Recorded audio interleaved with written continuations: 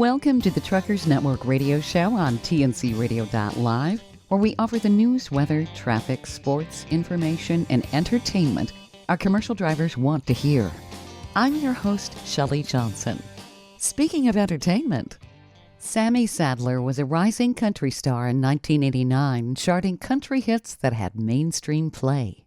He charted 6 songs nationally after just a few years of arriving in Nashville. Sammy was a young, up-and-coming star in his 20s with a promising career until one fateful evening when he was struck down with a near-fatal bullet on Music Row when an assassin murdered his friend, Kevin Hughes, a Chartbox chart manager. Sammy's life changed forever. He was thrust into a spotlight no one wants.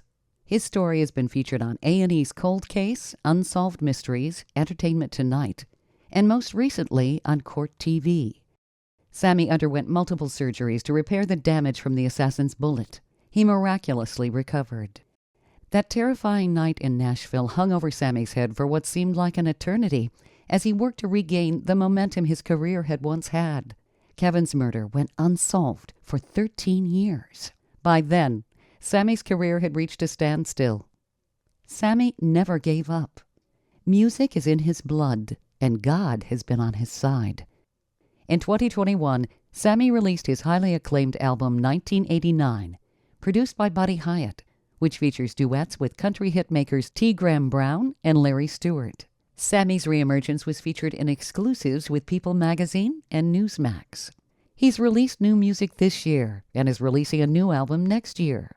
Sammy's music is legendary, like this very familiar hit that took him to the top in the 1980s, called Tell It Like It Is. If you want something to play with, go and find yourself a toy. Baby, my time is too expensive, and I'm not a little boy.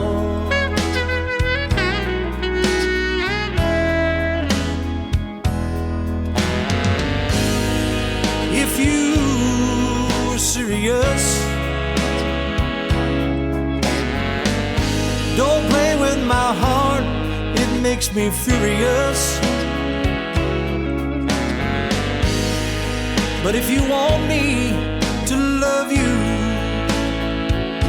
then baby I will. Girl, you know that I will. Tell it like it is. Don't be ashamed, let your conscience be your guide. I believe you deep down inside me. I believe that you love me, so forget your foolish pride.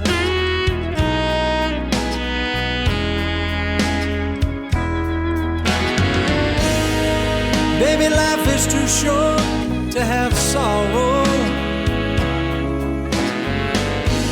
You may be here today and gone tomorrow. You might as well get what you want. So go on and live, girl, go on and live. But tell it like it is. Don't be ashamed, let your conscience be your guide. I believe you deep down inside me. I believe that you love me, so forget your foolish pride. Tell it like it is. Don't be ashamed, let your conscience be your guide.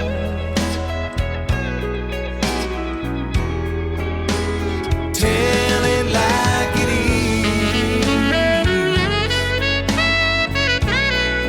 Let your conscience be your guide.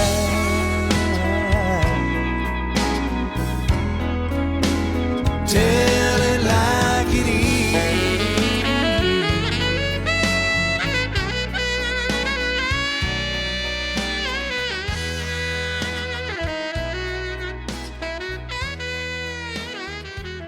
I have the legendary country singer-songwriter Sammy Sadler with me today. Sammy, welcome. It's a pleasure to have you on the show. Shelley, thank you so much for having us. We appreciate you having us on your show today. You know, Sammy, you've had quite the ride to the top. You've been in headlines for decades, and your story was featured on A&E's Cold Case, Unsolved Mysteries, Entertainment Tonight, and most recently on Court TV. But before we get into all of that, I thought maybe we could talk about who is Sammy Sadler. I understand you got your love for music and performing when you were just a little boy. You know, I really did. My family, my parents told me when I was a young kid, about 2 years old, I'd pull myself up to the stereo or whatever they had and sit there and dance and try to sing along with music at 2 years old. So I guess the good Lord put it in me at a young age. Did you have music in your family? You know, I haven't. Nobody in my family that I know of played music or anything. So it's just been a gift from God, you know. Sure. Well, I understand you had a chance to pursue baseball or music when you got out of high school, and music was your dream. So you decided music was it. Well, back when I was in school, I was an athlete and played all kinds of sports: football, basketball, baseball, tennis, and I excelled in baseball and uh, had the opportunity to probably go on and play some college ball and may have meant got to the pros, but we'll never know if that would have ever happened. But I ended up having to make a choice whenever I got out of high school whether I was going to pursue a baseball career or music. And somewhere along the way, the music bug bit me really hard, and I chose to pursue music, and here we are still today. So did you have a band or anything like that? I'm just kind of curious what instruments you started out on as a kid. Were you performing before you got out of high school? And I ended up, singing around my local area. Then we did some high school shows and dances, and we had a little high school band that we put together. And then while I was still in school, I ended up being invited down to the Louisiana Hayride, and I ended up being able to play the Louisiana Hayride twice. And then as time went on, and put another band together that we played music, and then I went around and played the Opries in Texas and Oklahoma and Louisiana and different things like that, and ended up becoming I don't know if you're ever familiar with a group called Perfect Stranger. But Perfect yeah. Stranger went on to have a big record called You Have the Right to Remain Silent.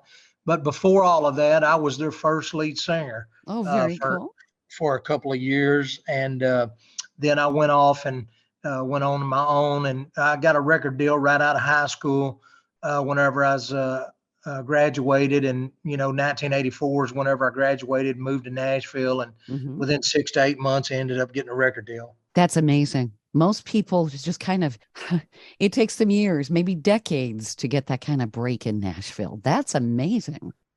Well, it really does. And I mean, even back in those days, in 1984, they weren't signing 18-year-old people. That they were looking for people that were in their late 20s, 30s, even 40s back then, that were seasoned professional entertainers. And for me to even get a deal back then was something. And so between 1984 and 1989, I was had 6 nationally charted records on Evergreen Records, and the old Aaron Neville song "Tell It Like It Is" was my 6th and fastest rising single at the time. And we recorded that song in the winter of 1988, and we cut it in Waylon Jennings' studio, and they put that out, and it took off, and that was my fastest rising single in the beginning of 1989. And then March 9th, 1989, it was on the charts, Billboard and Cashbox and all the charts. And tragedy ended up striking us, Shelley, on March the 9th. And I was shot and left for dead. And my friend Kevin Hughes, that run the Cashbox music charts, he was in charge of where the top 100 records move on the charts. he was murdered and I was shot and left for dead. And it's Oh, known around the world as a murder on Music Row. oh, it's terrible. I mean, it was terrible that all of this happened, but you were in your prime, right up to the top. You had so many opportunities ahead of you, and then just bam. Could you kind of give us the Reader's Digest condensed version of what happened? Well, as I told you, that was my single that we had out, and it was my fastest rising single. And I'll just tell you a little history behind the song and what went on with that. Yeah. Billy Joe Royal ended up cutting "Tell It Like It Is" while I had gotten shot, and we had a duel going on at radio. They were playing my version and playing Billy Joe Royal's version, and he ended up naming his album "Tell It Like It Is," and because he was on Atlantic Records and had already had a hit with "Burn Like a Rocket," he ended up taking that record to #2 and still remains the biggest record of his career. Wow. Oh, So, there's a little history behind that song, but just it's just crazy, to look back over this and look back over my life and to see that could happen to two people. I mean, you look at things like this and you see things like this that happen in the movies. You don't think anything like this could happen to you. sure. And, for something like that to happen and for me to be able to live through it is definitely a blessing. And I know God's had his hand on me and brought me through everything that we've had to live through and experience. Oh, my goodness. It was a terrible tragedy and something no one would want to ever experience. It was terrible you went through all of that. We want to learn more of the details. We do have to go to break. I know listeners are on the edge of their seats right now. I'm talking with country singer Sammy Sadler. You're listening to the Truckers Network radio show here on TNCRadio.live. Stay tuned for more coming up. The Truckers Network helps professional drivers save money and makes their lives easier. We were created for drivers by a commercial driver. We know the industry and driver needs. A Truckers Network membership offers exclusive discounts through our trusted partners on things like truck care, truck parking, tires, oil changes, fuel additives, fitness, roadside assistance, first aid kits, driver training, and a whole lot more. Start saving today. Check us out at app.thetruckersnetwork.net. That's app.thetruckersnetwork.net. The trucking industry keeps America running thanks to the 3.36 million professional truck drivers who deliver everyday goods to 80% of American communities who rely on trucking for that last mile. The industry represents a diverse group with nearly half of drivers at 42% as minorities. Trucking Moves America Forward, or TMAF, educates the public on the essentiality of trucking by telling the story of trucking and its positive impact on our economy, communities, and lives. Learn how you can join the industry movement by visiting truckingmovesamerica.com.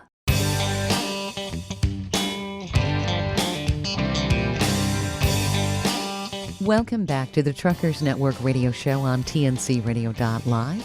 I'm your host, Shelby Johnson. I'm talking with country singer Sammy Sadler, a rising star whose career was tragically interrupted in 1989 by the murder on Music Row, as the headlines read.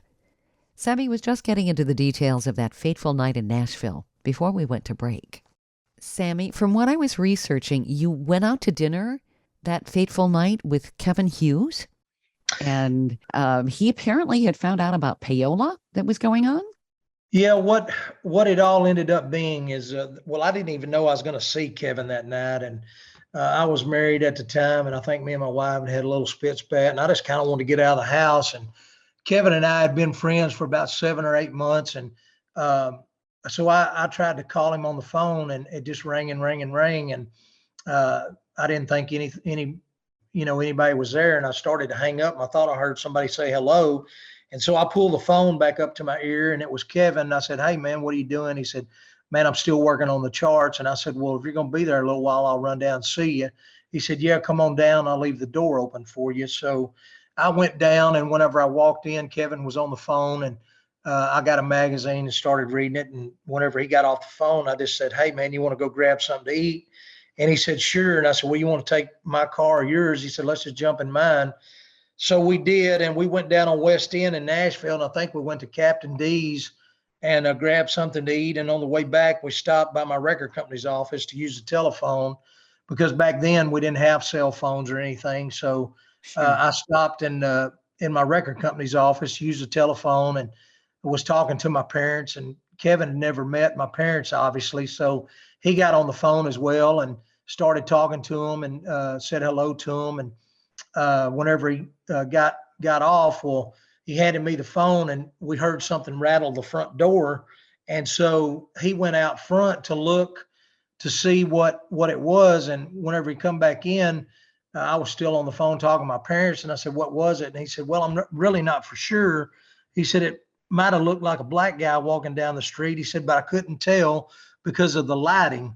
And so I kept talking to my family for a minute, and then I told them, "Hey, we're going to get off here and we're going to go." And so we got off the phone, and Kevin and I walked out front into my record company's office, looked out the windows, looked out the front door, and 16th Avenue is where we were on Music Row, and Kevin's car was parked across the street. So we went out on the front porch, still looking around. We didn't see anything, and we started walking to Kevin's car, and we were kind of talking and kind of joking and everything. And I walked in front of his car and grabbed the door and sat down and started to reach for the door. And whenever I started to shut the door, I saw something I thought moving out of the corner of my eye, and I looked up, and the guy was just right up on top of me with his hands out, and all I saw was a gun. And I said, "Oh my God, this guy's got a gun." And I threw my arms up to cover my head, and that's when he shot, and it hit me in the arm, and I fell over into Kevin's car. And they said Kevin kind of did like a barrel roll out of his car and started running up 16th Avenue, and the guy went after him, shooting, and then finally shot him twice in the back, and stood over and shot him twice in the back of the head. Oh my Lord. Wow. And you had to have multiple surgeries after all of this, and there was this lengthy investigation, and you were even treated as a suspect after suffering through all of this. This is terrible. Yeah, it's really bizarre, Shelley, to look back on all that and still, to take a bullet. And I didn't know how bad I was hurt, obviously, that night, but Sure. they had to operate on me. They had to found out that I had an artery that was severed, and I was bleeding to death and didn't Oh my even know gosh. that. They had to take an artery out of my leg and graft into my arm. And, that had to, they had to make sure that was going to take. And if it hadn't have, obviously they'd had to cut my arm off. Oh, Then they found that I had some nerve damage, but there was so much swelling and so much trauma to my arm, they couldn't tell. So they had to wrap my nerves in some synthetic fibers so that whenever the swelling went down and they could go back in, that they could go and find where all that was. So they, about 6 months later, I had to have a second operation to repair the nerve damage because it had blown one of the nerves in half. So they had to do a nerve graft at the time to do that. And at the time of the second surgery, in between all this, I had a friend of mine that was working at Nashville Metro, and Al Gore was a senator of Tennessee at the time, and his son had gotten run over at an Orioles baseball game, Baltimore Orioles baseball game, and had some kind of nerve damage done to his hand or arm or something. And she, Mitzi was her name, and she worked at Nashville Metro, and she kept coming to me every day. And she goes, "You need to call Al Gore. You need to call Al Gore." And I said, "Mitzi, I'm not going to call Al Gore."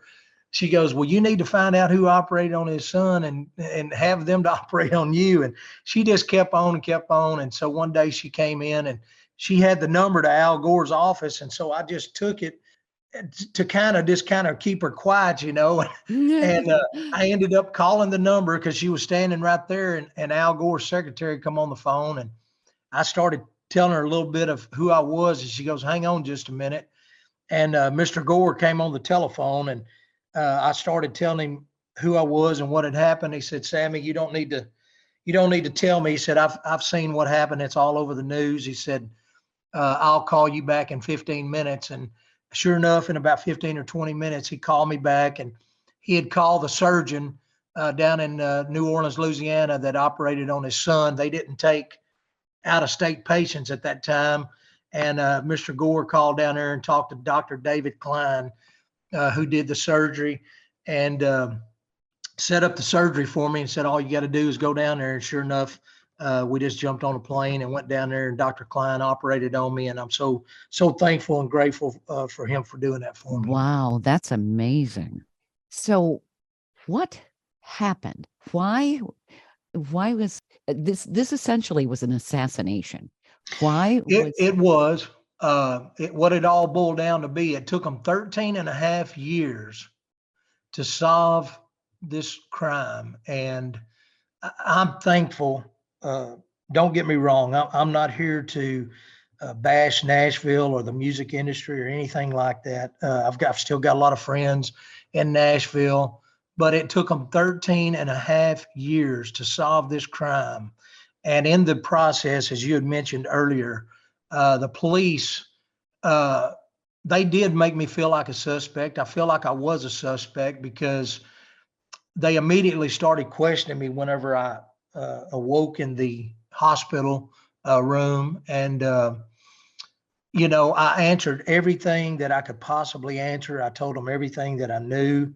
And then after all of that, through the time, I had to go take a lie detector test, and I passed that. They even took me to Vanderbilt to a professor who hypnotizes people. They sat on the couch right behind me as this was being done to me. And when it was all over, the only thing that I told the professor that did this, or whatever you call those guys, is that the person had on a heavier jacket.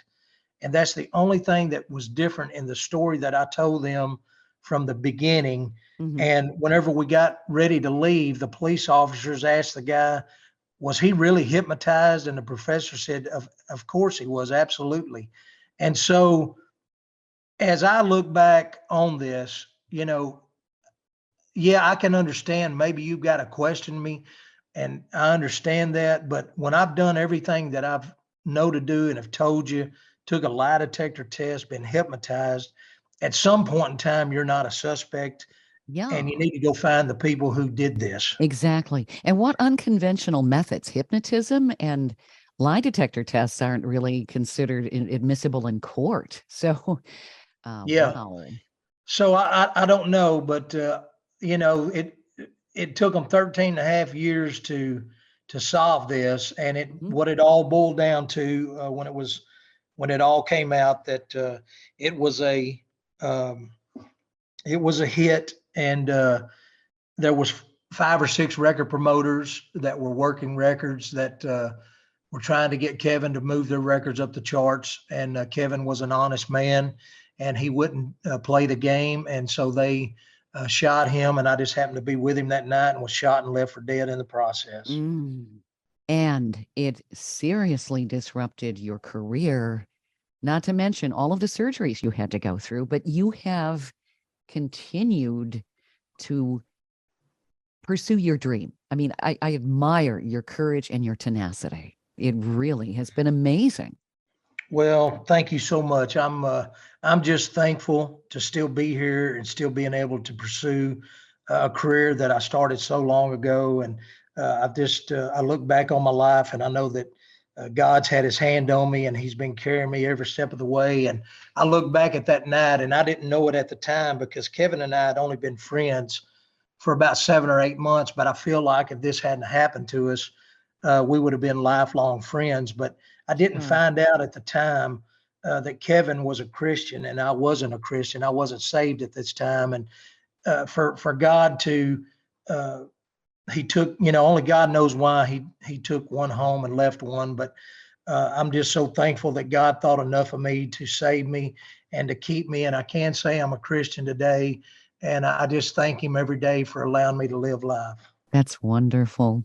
I know that there's so much more to this story, Sammy. We do have to go to break. I know our listeners want to learn more about your journey and the blessings you have also had along the way. You're listening to the Truckers Network radio show here on tncradio.live. Stay tuned for more coming up.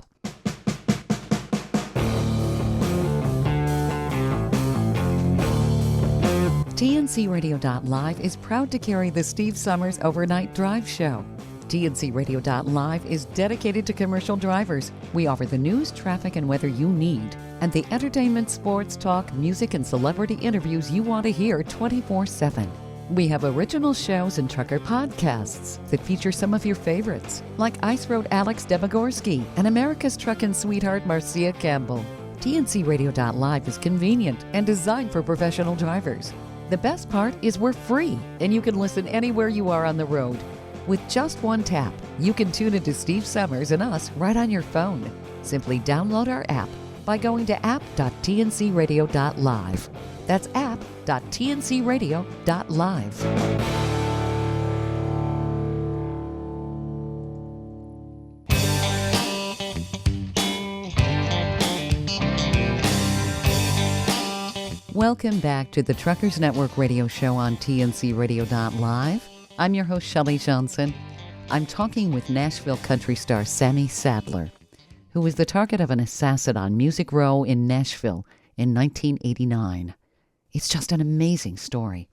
So who did they determine the killer was? I know listeners will want to know. Well, they said that Tony D'Antonio was the trigger man that pulled the trigger.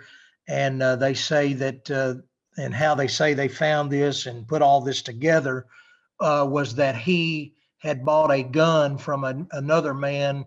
And I think I don't know if it's down in Georgia or down in Tennessee somewhere, but they went down to this man's house where he bought the pistol and took some forensic scientists down there and went out into the man's backyard and back there and dug bullets out of trees and dug bullets out of the ground in different places.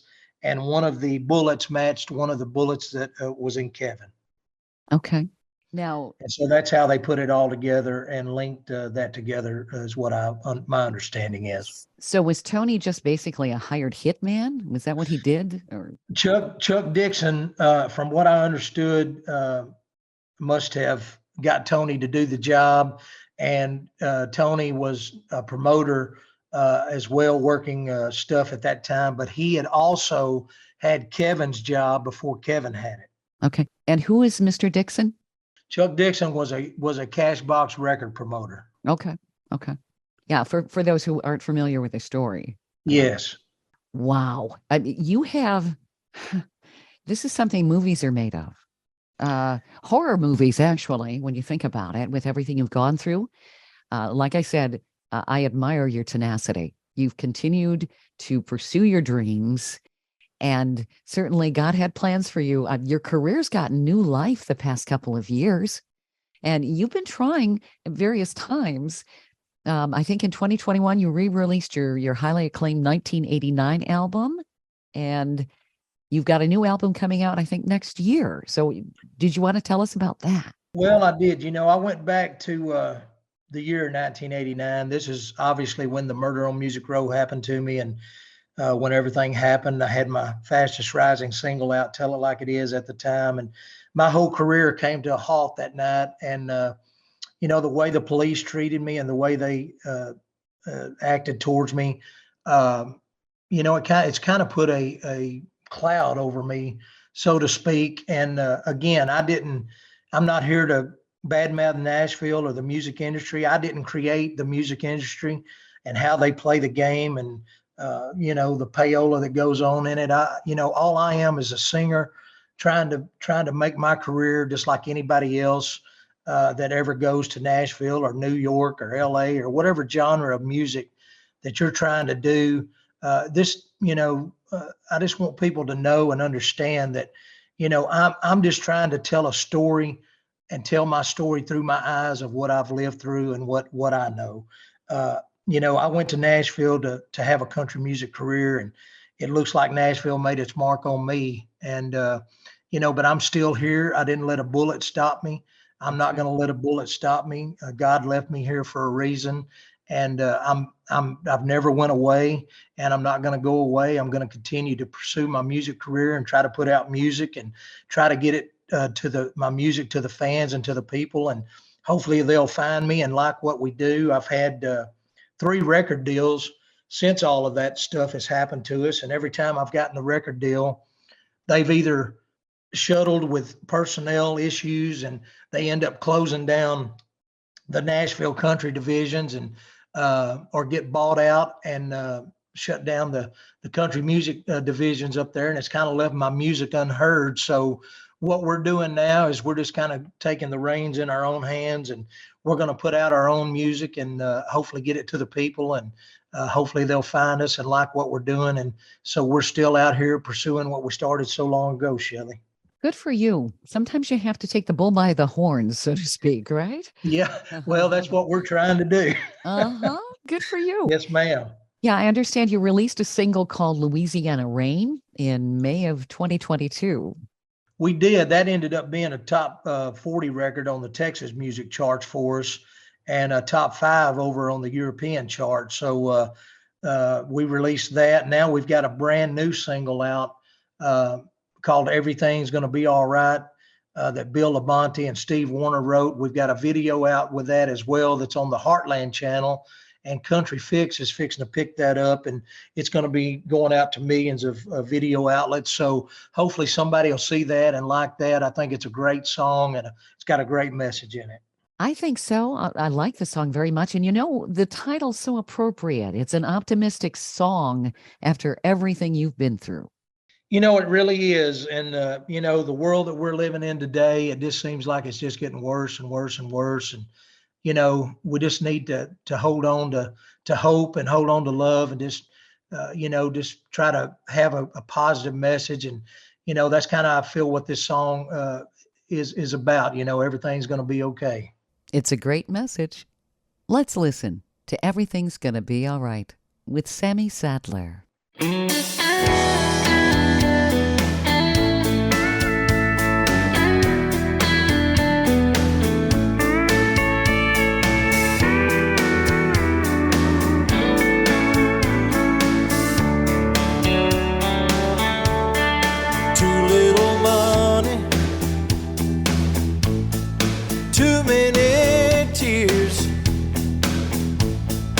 What can I say? I guess it's just been one of those years. No need to worry. What good does it do? Darling, turn out the light and tell me that you love me too. Everything is gonna be alright. See the future shining bright. Just when things get tight, it's no time to lose heart. Everything is gonna be alright. We can make it through the darkest night. If we're in each other's arms, everything will be alright. Fires are burning on faraway shores. Seems like the world's forgot what it's been turning for. We've got our problems. Well, tell me what's new. Darling, just take my hand. Together we can see it through. Everything is gonna be alright. I can see the future shining bright. Just when things get tight, it's no time to lose heart. Everything is gonna be alright. Make it through the darkest night. If we're in each other's arms, everything will be alright.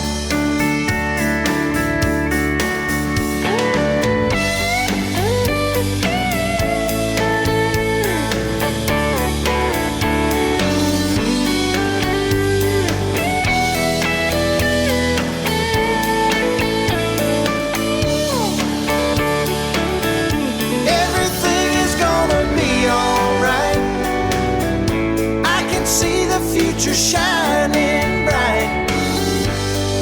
Just when things get tight, it's no time to lose heart. Everything is gonna be alright. We can make it through the darkest night if we're in each other's arms. What a great song. Everything's gonna be all right. Sammy Sadler, what a great song. Just what the doctor ordered. That is a message everyone needs. And certainly with everything you've been through, it's amazing that you have that kind of perspective. A lot of people would have been so discouraged and so defeated, and you haven't been that way. And you can still see the light at the end of the tunnel, the rainbow, and the pot of gold, if you will. Well, you know, all I can say is that God is one that has sustained me through all this, Shelley. I mean, I look back on all this and look on my life and everything that I've had to go through and been through, and it's got to be God that has his hand on me because, like you said, I mean, most people that have been through something this traumatic would be on drugs or alcohol or maybe even thinking about suicide. And Yeah. thank God I've never had to experience that. I've never had any of that. And I just have to thank God for that. Absolutely. Yeah, a lot of people would have been very angry and bitter. I mean, you were rising to the top very quickly at the time, and then your whole world just kind of literally blew up. Eh, Yeah, yeah. it really did. You know, I mean, there's no telling where I could have been in my career, and there's no telling where Kevin could have been in his career. I know that, you know, we came to that town with loving music. I mean, he loved music in one way, and I loved it in another as a singer and a performer. But Kevin loved it, being fascinated by the charts and, you know, who produced the music and who wrote the songs and how does these things, you know, move up the charts. And so, you know, he could have been the head of Billboard magazine or somewhere today. I mean, there's no telling where we could have been in our career if Sure. something like this hadn't happened to us. Well, I guess it's all about timing. And right now, I think people need the messages that you have. Like you said, with all the crazy things that are going on in this world, everything's going to be all right is a song that people can grasp and hang on to. People are looking for something that's bright on the horizon. Yeah, and I mean, you know, I think we need it in this day and time. And you know, people ask me, you know, why do you do what you do? Well, I do what I do because I love, number one, music is a fire inside me. It's my heart. It's what makes me happy. And you know, I still get a little emotional about it. You know, if I can help somebody along the way of what I've been through and what I've survived, you know, my incident was a bullet. I don't know what somebody else's bullet is out there, whether you're dealing with, you know, drug addiction, alcohol, abuse. I don't know what it is that you're going through, but whatever it is, I know someone that can help you, and that's Jesus Christ. All you need to do is turn to him, ask him to come into your life and to help you and to strengthen you, and he'll bring you through the fire. Amen. You're a testament. This is wonderful. See, this is why, God had plans for you. And these are messages that are so important. Well, I appreciate that.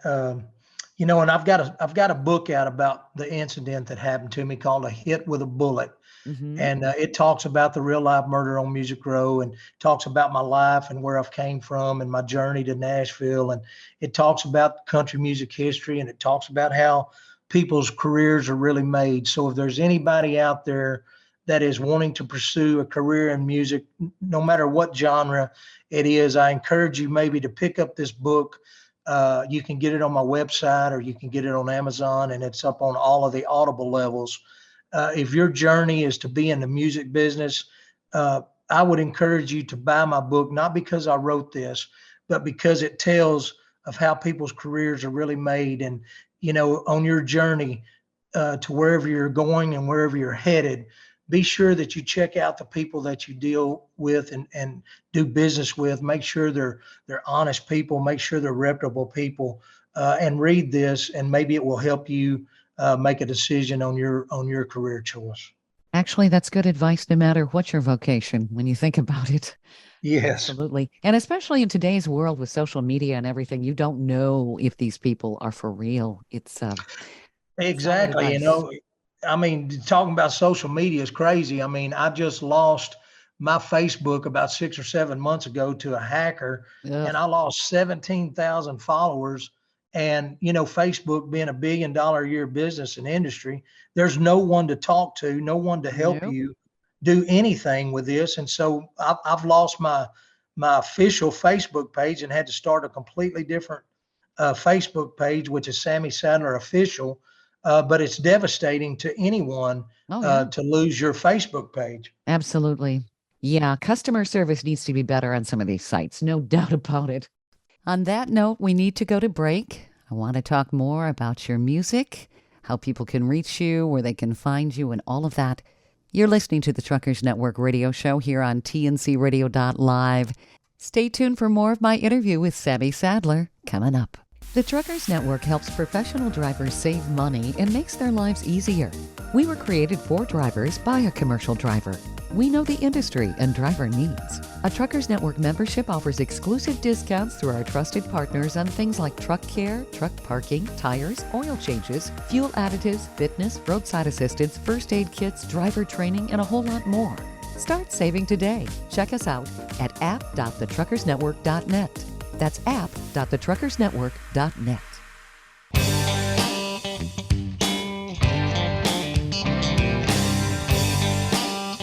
Welcome back to the Truckers Network radio show on tncradio.live. I'm Shelley Johnson, and I'm talking with Nashville country star Sammy Sadler about his compelling life story and what he's been doing lately. There is another song that I found very compelling, In America. That really brings out the American pride when you hear it. That's one of your songs. Our drivers definitely could appreciate it too. Well, I hope that they'll go and find that song. A friend of mine, Tom Payton and Dewana Litz, wrote that song, and they played me that. Tom played me that song many years ago. This is not a brand new song, and whenever I heard that song, I immediately fell in love with it. And I believe In America is just as strong as God Bless the USA that Lee Greenwood had, and I Yeah. believe it's a timeless song, just like Lee's is. And I'd encourage people to go and look that song up and look the video up. It's called In America, and it's such a powerful and timeless song. Yes, it's a wonderful song. I was immediately captivated. It's just one of those things. And I agree. It ranks right up there with what Lee did. Thank you so much. Let's listen to In America with Sammy Sadler.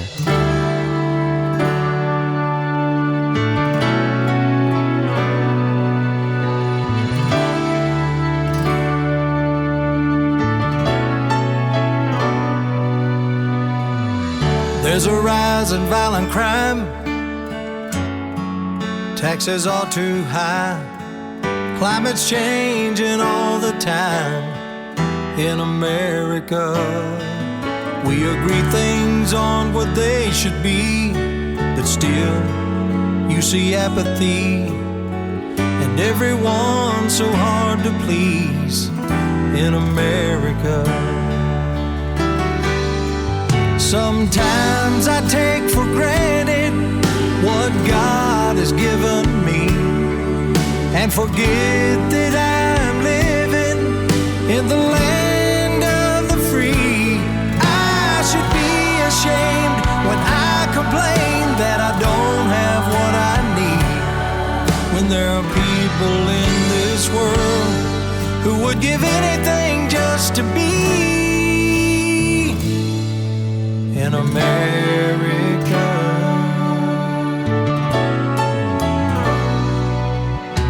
A march for peace down a city street. Some believe, some disagree, but we all have the right to speak in America. Sometimes I take for granted what God has given me, and forget that I'm living in the land of the free. I should be ashamed when I complain that I don't have what I need, when there are people in this world who would give anything just to be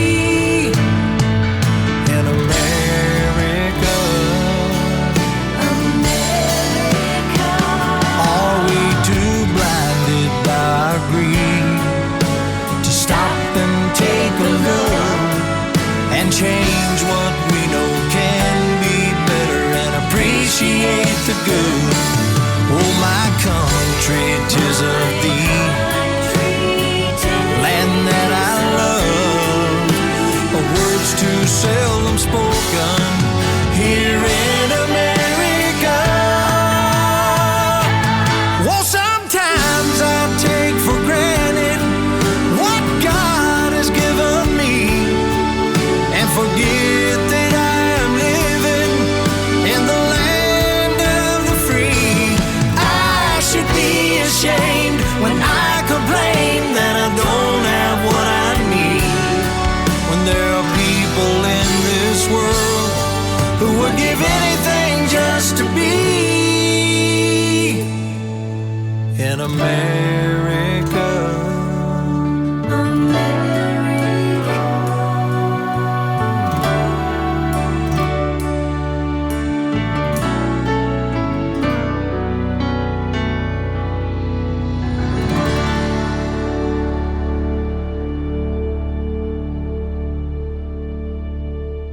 In America.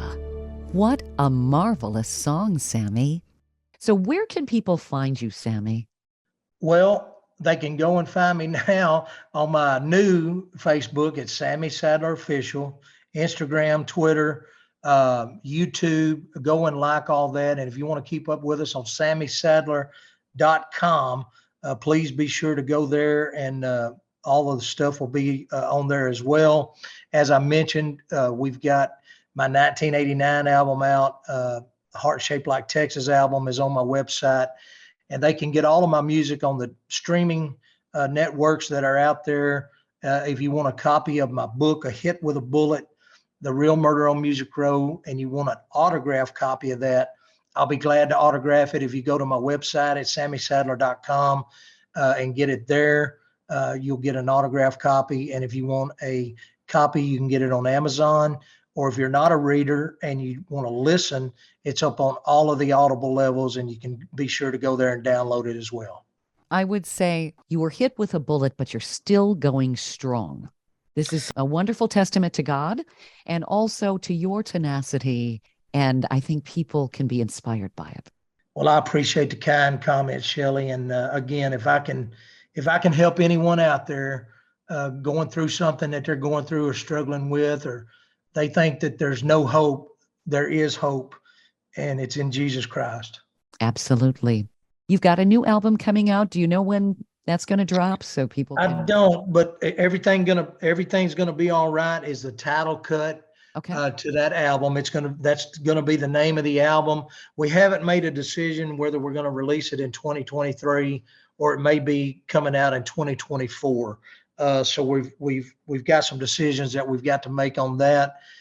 We are trying to gear up since COVID hit. I haven't toured any because of COVID, but now that all of that is kind of lifting and people are starting to get out again, and I know some of the venues and some of the stuff, they're still a little, afraid of some things, but a lot of things are starting to open back up. So we're going to be putting a new road band together, and we're going to be putting a new show together to bring back out on the road. And we're looking forward to that. And I can't say a whole lot about some stuff right now, but I've got a couple of friends that had some major hits in the 90s that we're in talks of maybe putting a tour together and bringing that out. So there's a lot of things in the works that I'm excited about, and hopefully here in the next 60 to 90 days, we'll be able to announce some of this. Excellent. Yes, I was going to ask you about when you would be touring, because people like to see musicians live for sure. But they can find all of this on your website, correct? Yes, they can. Once we start gearing up and dates and stuff start coming in, they'll be posted on my website as well. We'll put it up on our Facebook as well. But all of that will be on my website for sure. And we're so excited to be able to get things back together and get back out on the road, because that's what we love to do. And that's what we feed off of, is being able to entertain and being able to step on the stage to sing a song for somebody. Wonderful. Well, I wish you the best of luck and blessings in your striving to get to the top where you belong. This is wonderful. And thank you for being on the show with me. Shelley, it's my pleasure. If we can ever do anything for you or your audience, please let us know. And thank you again for having us on your show and sharing our story. Thank you, Sammy. Be sure to check out the great music Sammy Sadler's got. Just go to his website at sammysadler.com. You've been listening to the Truckers Network radio show on tncradio.live. I'm your host, Shelley Johnson. Stay tuned for more great programming coming up right here on tncradio.live.